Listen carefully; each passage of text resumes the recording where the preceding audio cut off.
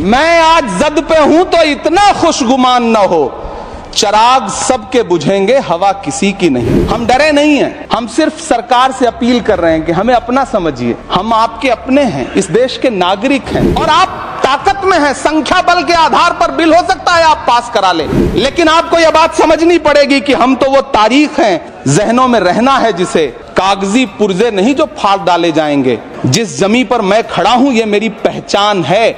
आप आंधी हैं तो क्या मुझको उड़ा ले जाएंगे? ये बिल सिर्फ इस देश के मुसलमानों को नीचा दिखाने का और अपने एक ऐसे मतदाता वर्ग को खुश करने का बिल है जिनको इस बिल के पास हो जाने से कुछ मिलेगा भी नहीं। जिल्ले इलाही, जमहूरियत जो है वो नफरत और ठसक से नहीं चलती है, अकड़ से नहीं चलती है, उसमें सबकी हिस्सेदारी जरूरी है। सबको समझना पड़ेगा कि जब जंगल में आग लगती है तो न वो बरगद बचते हैं जो हवा को आंधी में तब्दील करते हैं, न वो बांस बचते हैं जो आपसी रगड़ से चिंगारी पैदा करते हैं। जिस बिल को मुसलमानों के हुकूक की हिफाजत करने वाला बिल बताया जा रहा है, उसी को पेश करने के लिए और उस पर बात करने के लिए लोकसभा में भाजपा सरकार के पास एक भी मुस्लिम सांसद नहीं है। जिस वक्फ बिल को मुस्लिम महिलाओं को हक दिलाने वाला बताया जा रहा है, उसे संसद में पेश करने वाली पार्टी के पास न तो राज्यसभा में, न लोकसभा में, न देश की किसी विधानसभा में एक भी मुस्लिम महिला सदस्य नहीं। बस आप कह रहे हैं यह बिल उम्मीद की नई किरण है। नहीं साहब, इसे भले किरण जी लेके आए हैं, लेकिन ये उम्मीद की नहीं बल्कि नाउम्मीदी की किरण है।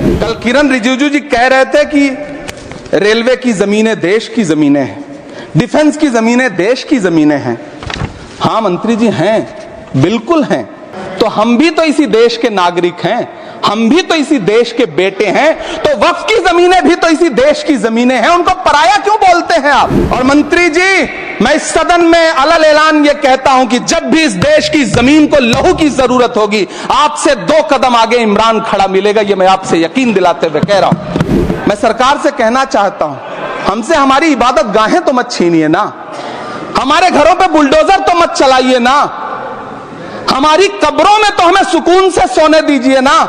लेकिन डॉक्टर बाबा साहब अंबेडकर के संविधान को हर दिन कुचलने वाली ये सरकार देश के मुसलमानों से नफरत में इतनी अंधी हो गई है कि खुलेआम देश की संसद में देश सरकार के माइनॉरिटी मिनिस्टर साहब और होम मिनिस्टर साहब झूठ बोलते हैं और देश को गुमराह करते हैं। धन्यवाद मोदी जी, क्या बढ़िया सौगातें मोदी दे रहे हैं आप।